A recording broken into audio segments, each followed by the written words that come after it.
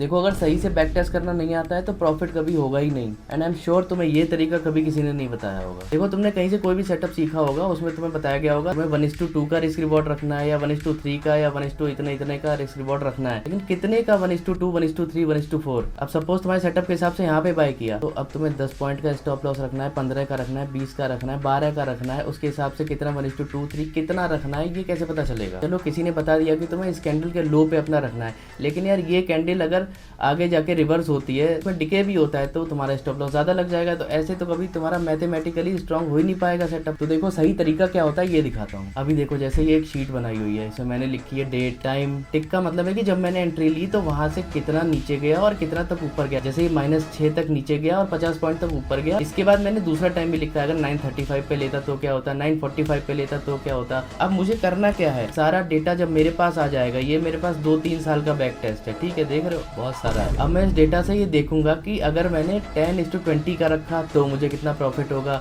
अगर मैंने 12:32 का रखा तो कितना प्रॉफिट होगा, अगर मैंने 8:16 का रखा तो कितना प्रॉफिट होगा। ऐसे अलग अलग सिनेरियो में देखूंगा, उनमें से सबसे बेस्ट आएगा मेरे लिए पूरे 3 साल के डेटा में, उतना ही रिस्क रिवॉर्ड रख के मैं चलूंगा। और अगर इतनी मेहनत एक बार नहीं करी तो फिर समझ लो बैठ के दूसरे सेटअप ही ढूंढते रह जाओगे।